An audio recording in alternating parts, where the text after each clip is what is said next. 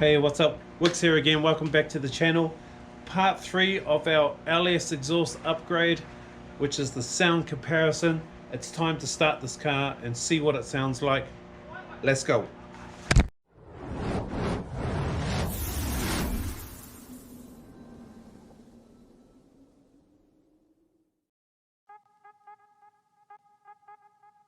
Okay, so no mucking around. It's time to start the Holden. It's ready to start. It's time to do the sound comparison. So how I'm going to do it is I'm actually going to play certain stages that I did. So we had a cold start. I'm going to play the cold start from part 1. Then I'm going to do the cold start now. I also did a run on part 1. I've done the same run now. But I wasn't able to do a full run, so I might have to swap it with another one. However, we'll do a cold start, we'll do a run, and then we'll do the Holden just sitting in the spot, and I give it a few revs. So we'll have a listen to those from part 1 and now with the upgrade, and then we'll have a chat at the end to see what we think about it. But anyway, it's time to get into it. Let's go.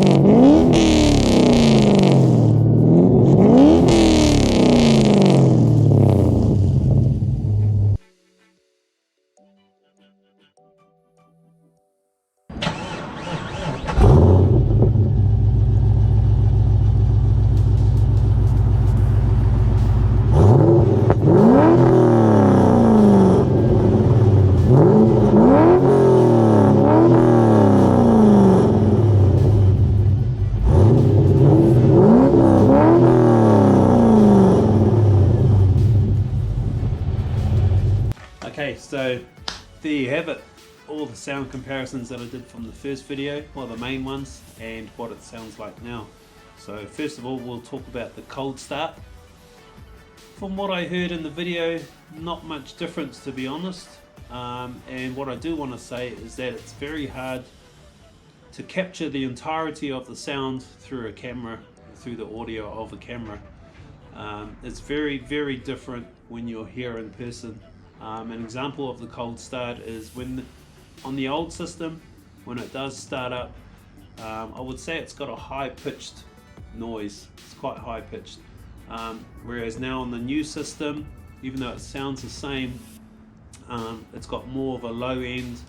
And also I noticed when I was walking inside, when I was warming the car up, you could just feel the bass. You could feel that low end bass off this new system.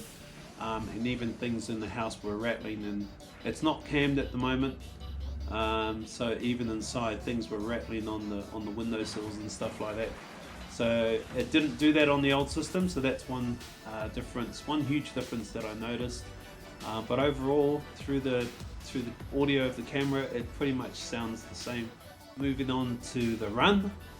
I couldn't do the run in the same place because there were lots of traffic today. Today's a sad day and there's lots of sports on, and I only got up to second gear and I had to stop for cars pulling out of the gas station, but I managed to get a run going down the highway.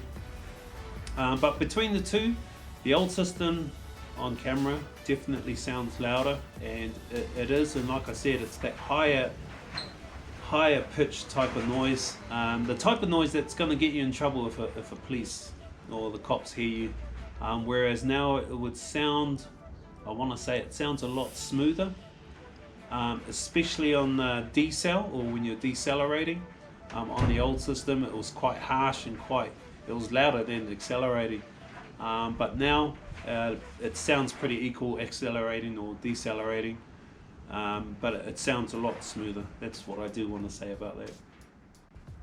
And then finally, the revving the car while it's sitting on the spot. Yeah, I mean the old system sounds a lot more aggressive, but again, on the new system it just sounds a hell of a lot smoother. Definitely a lot quieter as well, which is good because that'll help me get this car road legal. But yeah, it's a lot smoother.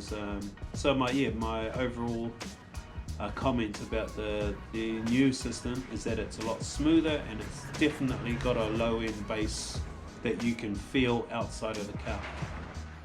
So my final thought about this exhaust upgrade is I'm definitely happy with it. Not only has it made it a lot smoother and given it a lower tone or a lower bass tone, it's also a performance upgrade, so it's going to allow the engine to breathe a lot easier, which in turn means a bit more power as well. Ready for a cam upgrade, lifter upgrade. I also wouldn't mind upgrading the fuel pump, maybe the injectors, and then getting another tune, and then seeing what the car can do. Other than that, I probably won't go further with that. It's just going to be pretty much a Sunday cruise car from now on. But definitely upgrading the exhaust was pretty much the first big thing to do on the list, and I'm happy I've ticked that off. So that's it from me. Please like this video if it was helpful. Share it with any family or friends that you think might benefit from watching these videos. And please subscribe to the channel. It does motivate me to do a lot more videos for you guys out there. But for me now, I am going to get back onto this car here, my Subaru WRX STI Type R. It's finally ready to put back together and get it ready for the dyno.